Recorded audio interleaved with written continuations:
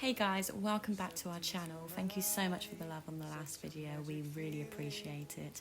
If you haven't seen it yet, go and check it out.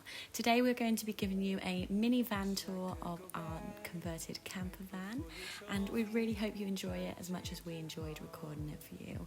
Whilst you're here, please subscribe so you get a notification when we post our next video. Look at us now, this is who we are. And I just know things will never be the same. We're like strangers again. Strangers again.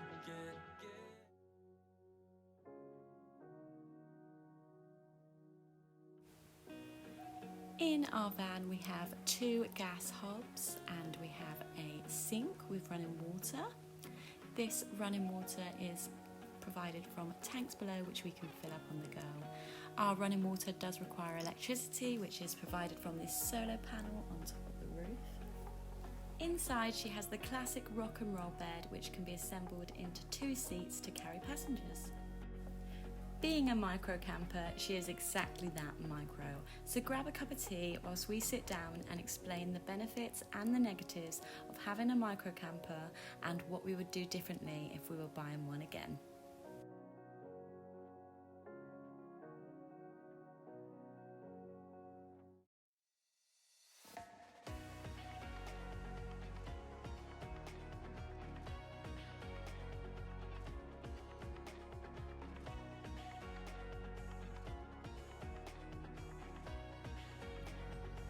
Hi guys. So, welcome to the van tour. We currently are sat inside the Ford Transit Tonio. What were you calling it? Whoa. What were you calling it up until this week? I was calling it a Tonio. But, It's alright, I was calling it a Toronto, it's fine. bear me out. The reason I was calling it a Tonio is because it's spelled T-O-U-R. So that is tour, and then it's spelled N-E-O. Tell me that does not pronounce Tornio. Yeah, we're definitely Googling translations on how to say. But no, it's a Tonio. So we have got a 2006 Ford Transit Tonio, 2-litre diesel engine. And she is cute and fabulous. Which is 1.8. No, I did double check. She's a 2-litre. She's a 2-litre. She is a 2-litre. Well, actually, if you want to be really specific, she's a 1998 cc. 1998 cc, yeah. But the reasons we like having a smaller camper compared to one of the big RVs, we will 100% be upgrading to probably Transit, a Sprinter, van, that kind of. I don't think we'll go for an extra long wheelbase or anything like that. No, I originally I wanted the extended wheelbase with the extended roof. Like, I wanted the biggest of the biggest that I could get without going for a full RV. But actually, on second thought, no.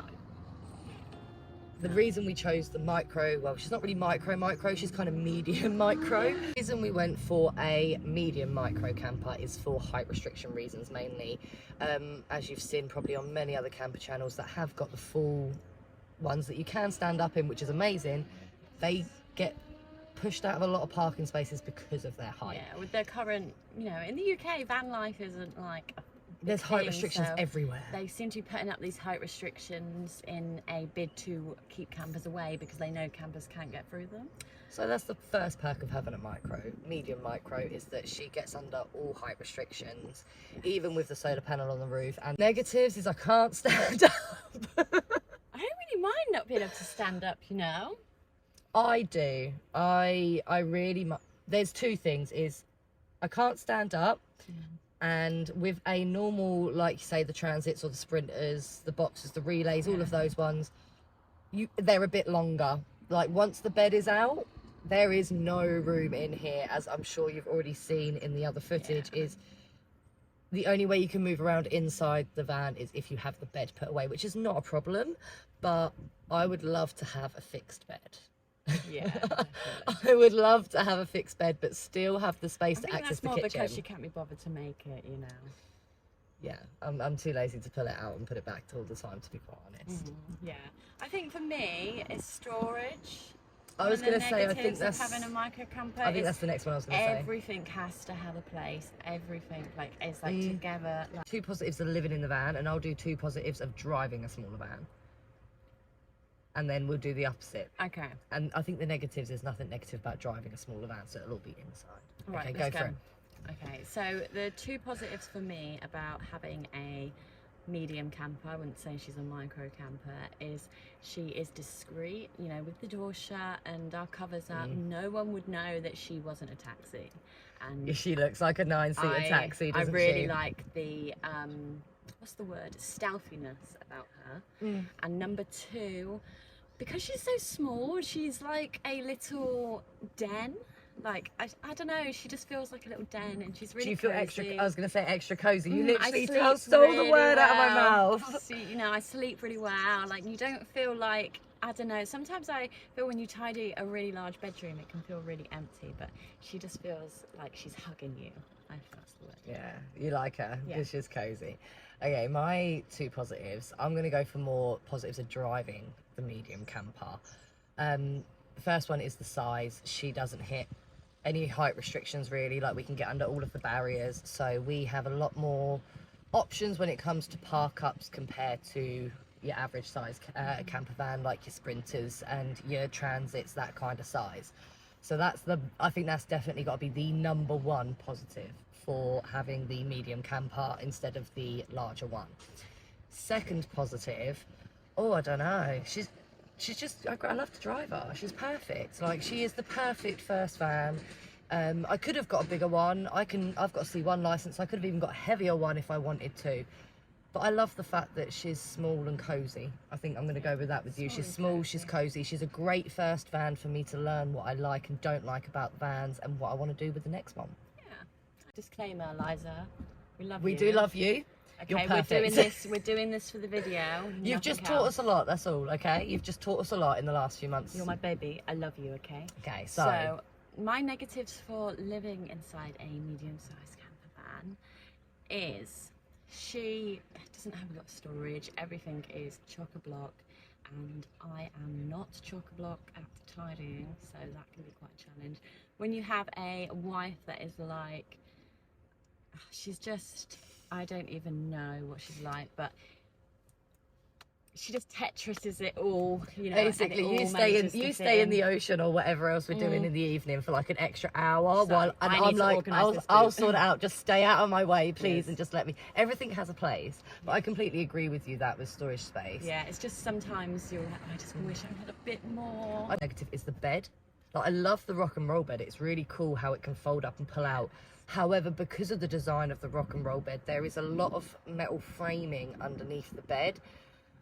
And that really restricts storage, doesn't it? I Yeah. feel like if it was a wooden framed fixed, like even a wooden slidey bed even, like with the slats that I've seen, I would have had a lot more space underneath. That metal frame really takes away a lot of storage from Yeah. me. I think it just depends what you plan to take with you, really.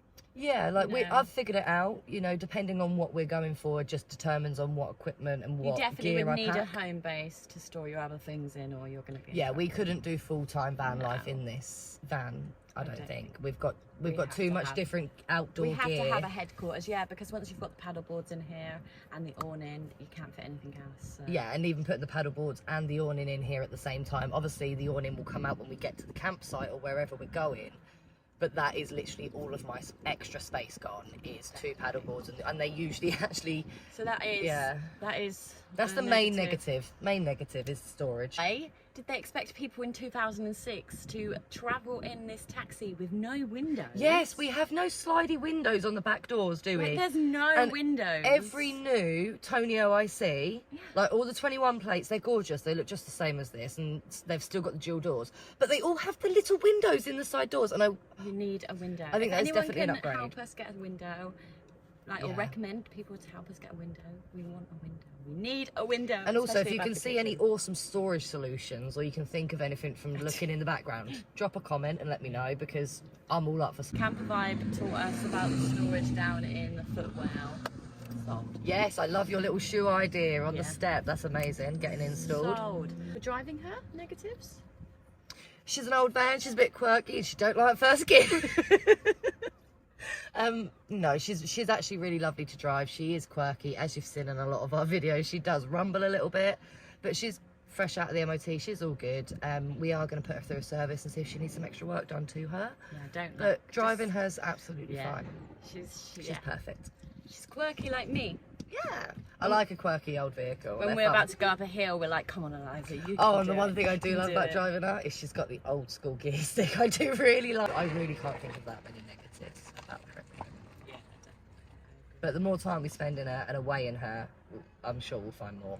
All the way. dual doors all the way, because when we come out of The the, airflow coming museum in. today, which was 38 degrees, we've got Hey, Kaylee from the future here. Unfortunately, my mic went really funny during this bit, but I was basically saying how today we parked in midday heat and it hit 38 degrees in our van. the main advantage of having dual doors is we immediately open the dual doors, Within- open the boot, yep. and within half an hour she's cool again. I think we because got her back down this to 26. airflow- yeah, 26. She's 27 now. 27 now, yeah. It's it's been a really hot day, so. Been a really hot day, but yeah, getting those doors open, getting that back door open, the airflow was beautiful. You could lay in bed and you can just feel that breeze coming over you. It's beautiful. Just amazing. Don't forget to like and subscribe to our channel whilst you're here, and we will see you next time. Say see you next time. See you next time.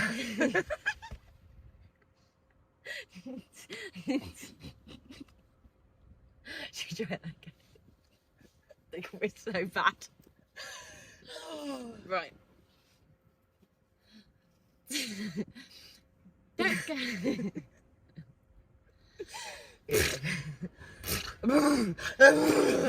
Okay. Miss the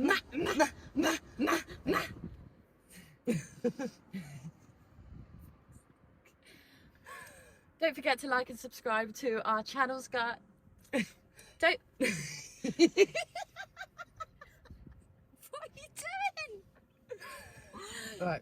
Don't forget to like and subscribe to our channel, guys, and hit that notification for hit that notification button for future videos. I'm meant to be saying bye now. Right, stop. Breathe. Don't forget to hit that like and subscribe We're button. not meant to. You've got to do it all the way You're through. meant to be saying bye. We've Oh. done the like and subscribe bit multiple times. We just need to. Yeah, but don't you want that last bit to flow? I can cut it together so. Okay. See you next time. See you next time. I don't think anyone's coming back. Right. Yeah, no, thank you for watching, guys. We really appreciate it, and we will see We'll you see you next next time.